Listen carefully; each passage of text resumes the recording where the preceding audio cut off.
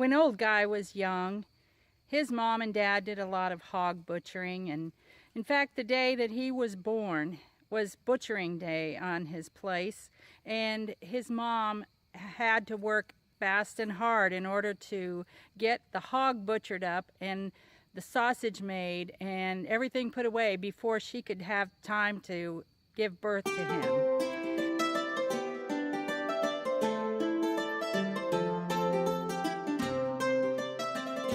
Hello everyone, welcome to the Neal's Homestead.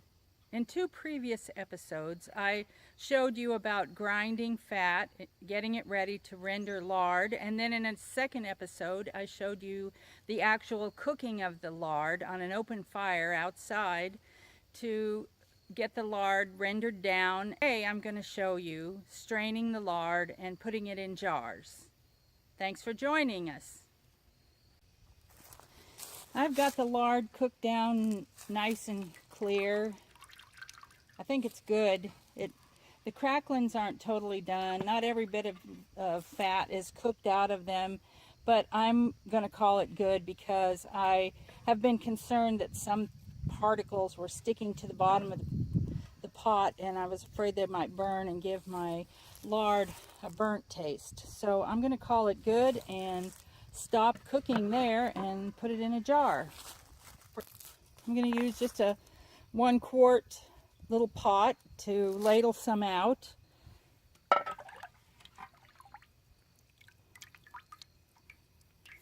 And then I've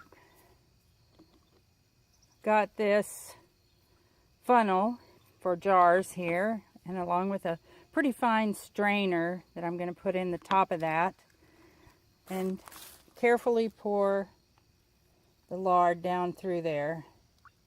Look how nice and clear it is. I'm really happy with that. That's going to be nice looking lard that might even be worth for pastry. I'd like to have some pie crust quality lard. So I'm going to let that strain just a little bit. I've got this giant stainless steel bowl and colander over here that I will put the cracklings in to let the excess grease drip out of that. I've got a little fishy of fat down in here that I want to get out. So what I'm going to do is use this jar,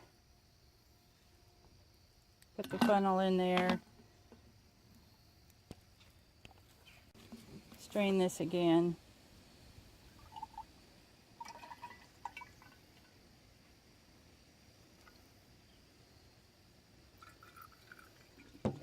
This whole process is really a greasy mess.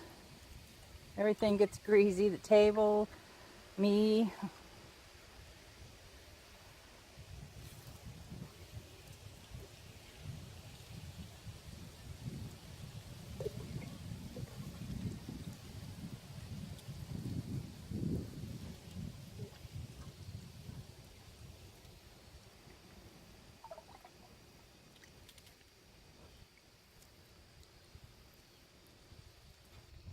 And there is one beautiful jar of nice, clear lard. I expect that when it cools down, it's going to be white. I hope. That's what I'm aiming for, is white lard that looks really nice.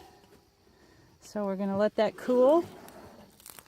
I'll continue to ladle this up out of the big pot and get it put into containers.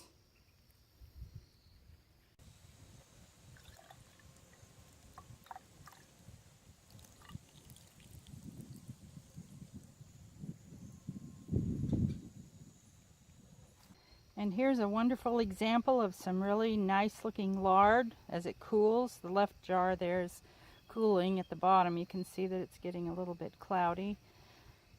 So I'm real satisfied with the way it's turned out. These cracklings aren't really cooked down thoroughly, but they're cooked enough for me. I don't really intend to use them as cracklings. I'm letting the dog eat them, but I need to be careful so he doesn't eat too many. If you really wanted cracklings, you'd need to cook these for a longer period of time and get them more crispy.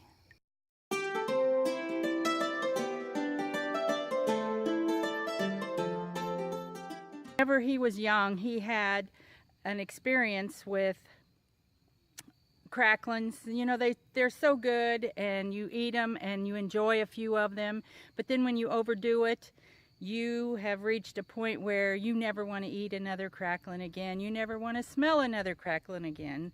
Well, when he was young, he ate too many and he made himself sick. So he doesn't care for cracklings or the idea or the thought of cracklings anymore, and so that's part of why I don't try to save them. Over my lifetime, I've seen all kinds of trends dealing with fats.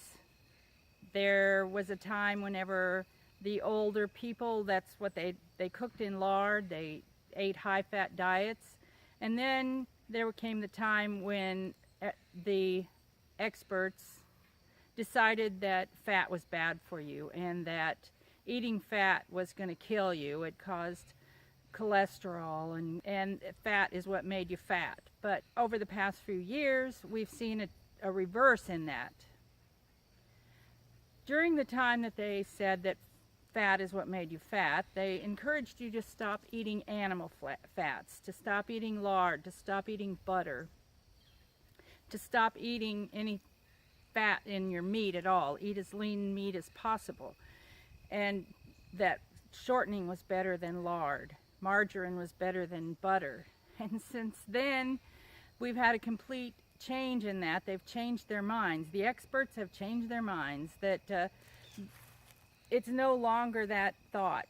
They've decided that natural fats, which are animal fats, and butter fats, and milk fats are better for you than the artificial fats that are made by some other chemical means. And I have always thought that animal fats were better for you than a spoonful of shortening, but I tended to listen to them in some regards. There was a time when they said that coconut oil was killing everybody, so they took coconut oil out of all cookies and products. And now, in the past few years, we've had a big craze on coconut oil. Now, suddenly, coconut oil is the cure-all for everything. I'm just happy to have good quality animal fats from like a hog that I knew lived a good life, was grown locally, fed locally grown food, and I made the hog by myself, and I rendered the fat by myself, and now I can enjoy it and know that it's healthy for me. Thanks for joining us at the Neal's Homestead. Come back next time and see what kind of exciting adventures we're up to.